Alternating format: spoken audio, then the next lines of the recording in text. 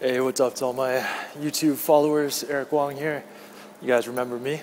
Well, sorry haven't posted a video lately, but I have been busy at work. I've been doing videos, articles, and new programs, but I've been posting a lot of it exclusively on my blog. So if you want to make sure you get the latest from me, check out ericwongmma.com, and you'll have all that great MMA strength and conditioning content. Now, today, my quads are sore as hell, so what I'm going to do is I'm just going to do some footwork drills, work on my movement ability, and actually just get an active recovery workout in. So we're going to head down to the field, and with the weather like this, man, why wouldn't we?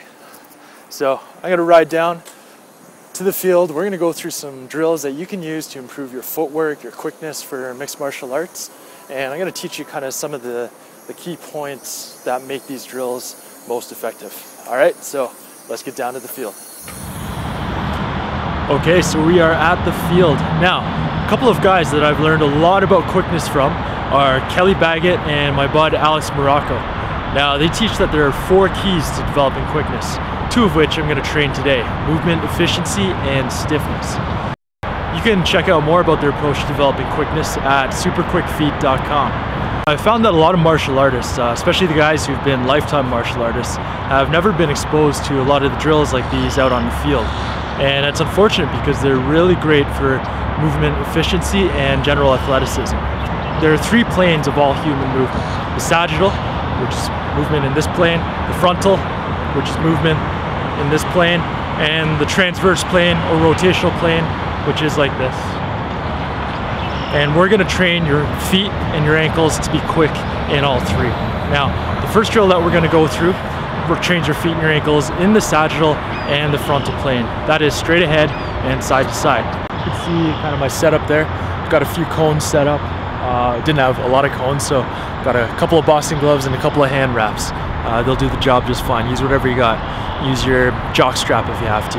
What you want to do is set them up. I've got them about 3 paces set up in the forward direction, and then about 5 or 6 paces set up laterally. What this drill is all about is lateral movement and quick, short, choppy feet. You want to do it forwards and backwards. You want to keep your eyes up, stay in good posture, keep your knees bent the whole time. You're not taking big strides, take it short, little choppy strides. So let's take a look at it, see what it's all about.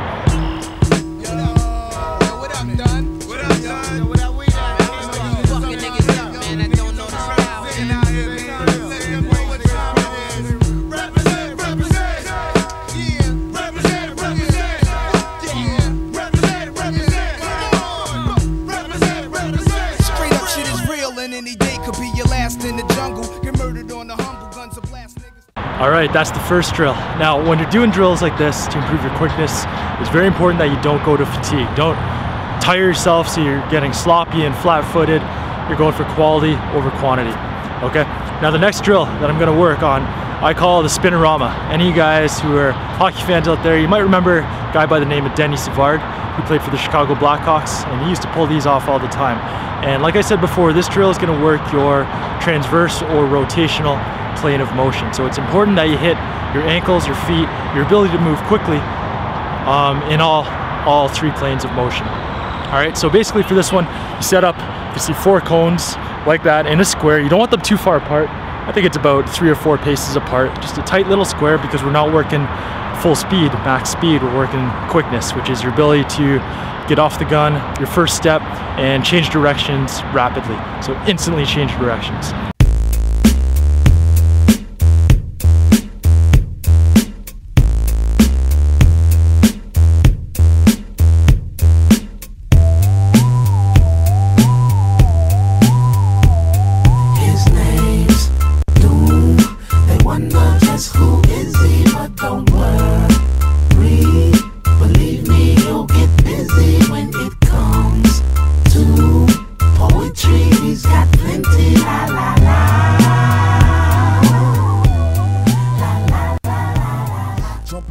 Okay, and there we have the spinorama. Now, one of the important things there is not to cross your feet over. You're doing short little choppy steps around the cone. So going around, but you're not crossing your feet over like so, okay? That's one of the things when you're fighting, you're generally trying to avoid crossing your feet over as much as possible. Now, with respect to the reps, sets, and rest, that's all gonna change depending on what your goals are for the workout. Because you can train quickness development, you can train quickness endurance. My goal today was active recovery, and that's actually why, let me show you. Got the chest strap there because I'm measuring my heart rate. I'm making sure my heart rate doesn't get above 155 because I don't want to be working myself to the point where my body has to recover and direct energy towards the recovery. I'm just trying to stimulate my system, stimulate my nervous system, get my heart rate up a little bit so I can get some more blood flow going and help myself recover a little bit quicker. All right, so if you got any specific questions about reps, sets, rest based on your goals, tell me what your goals are in the comments section below, and maybe I can give you a couple suggestions. All right, guys, that's it for today. Hopefully I'll be back a little more consistently. I'll definitely be on my blog at ericwongmma.com consistently, so check that out. Make sure you hit the like button if you like this video, you want more like it, and subscribe. That's all I got for you today. Okay, guys, peace.